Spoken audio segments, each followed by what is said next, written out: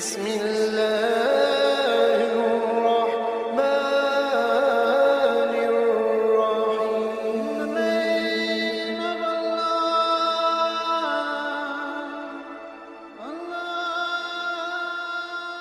بسم اللہ الرحمن الرحیم. شروع اللہ کے نام سے جو بڑا مہربان اور نہایت رحم والا ہے. دوستو، آج کی ویڈیو میں ہم نبی کریم صلی اللہ علیہ وآلہ وسلم کے چند معجزات بیان کریں گے. آپ صلی اللہ علیہ وآلہ وسلم کا پسینہ مبارک خوشبو سے زیادہ معطر تھا.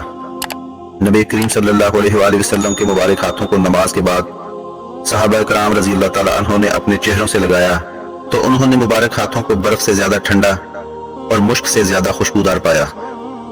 نبی کریم صلی اللہ علیہ وآلہ وسلم جس جگہ بیٹھتے بعض اوقات درخت کا سایہ اس طرف جھک جاتا تھا. آپ صلی اللہ علیہ وآلہ وسلم کو پتھر اور درخت سلام کیا کرتے تھے. آپ صلی اللہ علیہ وآلہ وسلم کا لاب دہن مبارک کڑوے پانی کو میٹھا کر دیتا تھا. آپ صلی اللہ علیہ وآلہ وسلم کے خطبہ حجۃ الوداع کو تمام موجود صحابہ کرام رضی اللہ تعالیٰ عنہ نے بیک وقت دور و نزدیک سے برابر سنا. آپ صلی اللہ علیہ وآلہ وسلم جب سویا کرتے تھے تب بھی آپ کا دل بیدار رہتا تھا.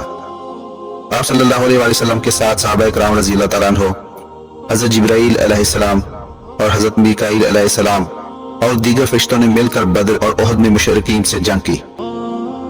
آپ صلی اللہ علیہ وآلہ وسلم کی دعا کی وجہ سے حضرت انس بن مالک رضی اللہ تعالیٰ عنہ کا باغ سال میں 2 مرتبہ پھلتا تھا اور اس کی خوشبودار پودوں سے مشک کی خوشبو آیا کرتی تھی. آپ صلی اللہ علیہ وآلہ وسلم کی دعا سے اللہ تعالیٰ نے ڈوبے ہوئے سورج کو واپس لوٹایا.